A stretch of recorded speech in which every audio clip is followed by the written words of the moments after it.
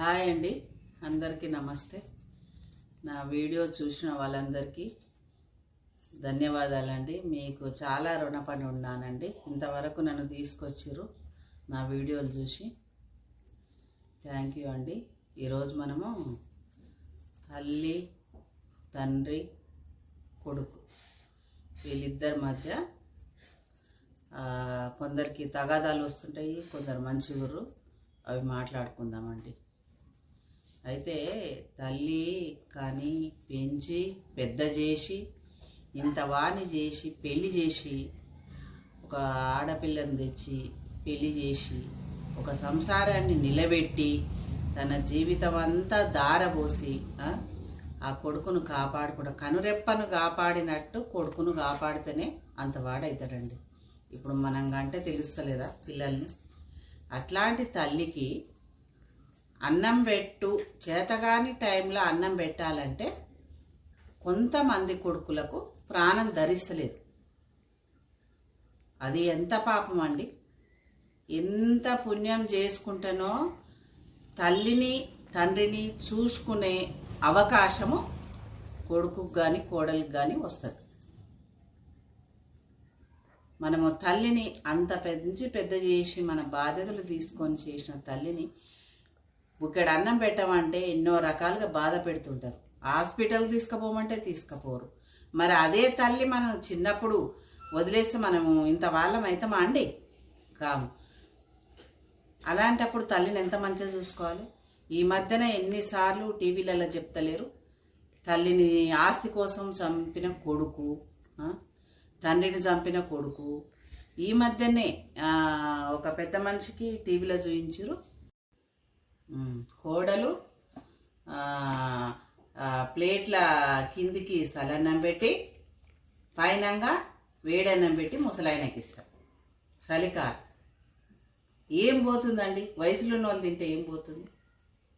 అట్లా ఇద్దెలతోటి అట్లాంటి పనులు చేస్తురు. అది కొడుకు గమనించి మరి భార్యకు చెప్పుకోవాలి. ఆ కొడుకును కూడా ఎగబడి కొట్టిండు. ఆ వయసులో ఎట్లా చిన్నపిల్లలను కొట్టినట్టే వాళ్ళని కొడితే. ఆస్తి అలా ఉంటుంది. రేపొద్దు ఆస్తి ముఖ్యమే మనకు. ఆస్తి లేనిది మనం ఏ పని చేయలేము. కానీ ఆస్తి కోసం తల్లిదండ్రులను చంపాల్సిన అవసరం లేదు. మనము ఎంత తల్లిదండ్రులకు సేవ చేసుకుంటే మన పిల్లలకు అంత పుణ్యం కలుగుతుందండి. నేను చెప్పేది గదే.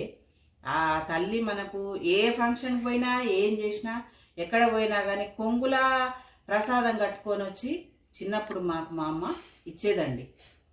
అమ్మైనా నాన్నైనా ఏమైనా పిండి వంటలు పెట్టినా కానీ ఇగో ఈ ప్యాకెట్లో పెట్టుకొని తెచ్చి ఇచ్చేది. అప్పుడు తినేది. ఎందుకంటే మనకు తెలివి లేదు, ఇగో మన సంపాదన మనకు లేదు. అప్పుడు తల్లిదండ్రుల మీద ఆధారపడి ఉంటున్నాం కాబట్టి అట్లా తిన్నాం. ఇలా చేతులు వచ్చినాయి తల్లిదండ్రులు వెనకకేస్తే ఎక్కడ పోతారండి వాళ్ళు? అంటే కొడుకు పెళ్లి కాగానే ఇంకా తల్లి బతకలేని స్టేజ్లో ఉన్నప్పుడు ఇక సూసైడ్ చేసుకోవాలి అంతే. ఇక పెడతారన్న నమ్మకం లేదు. దయచేసి ఎవరైనా తల్లినైనా తండ్రినైనా ఇంటి ఆడపిల్లనైనా మంచిగా చూసుకోండి. బుక్కెడు అన్నమే అడుగుతారు, వాళ్ళు ఏం అడగరు.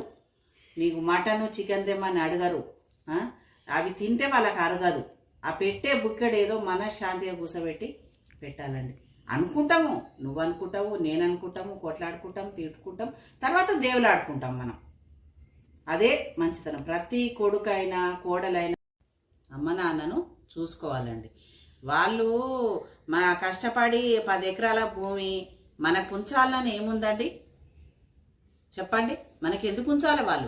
వాళ్ళు ఆ బ్యాంకులలో లోన్లు తెచ్చి కష్టపడి ఆ లోన్లు కట్టుకొని 10 ఎకరాల భూమి ఉంచితే నా కొడుకు కోసమనే కదా ఉంచింది. ఆ భూమి పంచుకునేదానికి కొట్లాటలే. ఆ భూమి పంచుకొని ఆమె భూమిలో పండించుకొని ఆమెకు బుక్కడు పెట్టేదానికి కొట్లాటలే. ఇది ఎక్కడ న్యాయం అండి?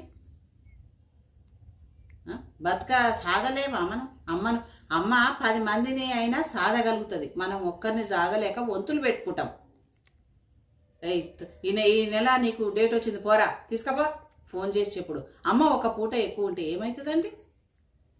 ఒక పూట అమ్మ మన ఇంట్లో ఎక్కువ తినకూడదా? తప్ప అదేమన్నా?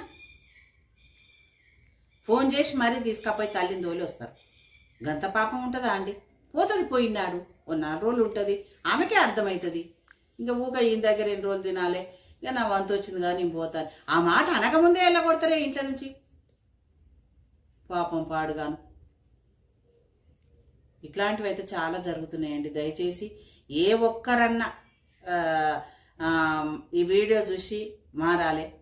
అమ్మను పూజిస్తే దేవుని పూజించినట్టేనండి. అమ్మ నెలకొక ఇంటికి రానియకుంటే వెళ్ళగొట్టిన వాళ్ళు చాలా మంది. కనీసం ఎన్నడన్నా వచ్చి బుక్కడు అన్నం తినిపోతే అమ్మ అడుగు ఇంట్లో పడితేనే మనకు అదృష్టం. అమ్మదైనా ఆడపిల్లదైనా అడిగి ఇంట్లో పడితేనే మనకు అదృష్టం. 4 ముద్దలు అమ్మకు పెడితే 10 ముద్దలు దేవుడు మనకిస్తాడు. ఆమె తినే బండెడు అన్నం కోసం పంచాయతీలు, కొట్టాట్లు, సద్దన్నాలు, పాసిపోయిన కూరలు ఇట్లా పెడతారు. ఎందుకండి? కోడలు అట్లా పెడితే ఏమొస్తుంది? కోడలకు లేదా తల్లి? ఇదెక్కడ న్యాయం అండి? అమ్మ ఒక 3 కొడుకులైతే చదివిస్తుంది, 3 కానీ 2 కానీ, ఒక జాబులు ఇప్పిస్తుంది, భూములు ఇస్తుంది, అన్ని ఇస్తుంది. హాస్పిటల్ తీసుకుపోని ఆయన అని పోతే నా మగడే ఎందుకు తీసుకుపోవాలి? ఇంకోవాళ్ళు లేడా? అట్లా అంటారు. ఎప్పుడు నేనే హాస్పిటల్కి ఎందుకు తీసుకుపోవాలి? ఎప్పుడు నేనే ఎందుకు చదవాలి? మరి ఎట్లా? ఎక్కడ పోతుంది? వాడు బుద్ధి తక్కువడు ఉంటాడు, ఏం చేస్తాం? ఎలగొట్టుకుంటామా? గోళీలు తీసుకుపోయి ఇస్తేనే అందులో పోతుందా కోట్లు? నేనెందుకు హాస్పిటల్ తీసుకుపోవాలి? ఆడు తీసుకుపోతాడు. ఇట్లాంటి మాటలు చాలా విన్నామండి. కానీ ఇది మాత్రం చాలా తప్పు. ప్రతి ఒక్కరు స్పందించి అమ్మ నాయనని మంచిగా చూసుకోండి దయచేసి. నేనైతే తప్పైతే ఏం మాట్లాడతలేను, అన్ని నిజాలే మాట్లాడుతున్నా. చాలా వరకు ఇన్న విషయాలే మీకు చెప్తున్నా నేను. దయచేసి అమ్మని మంచిగా చూసుకోండి.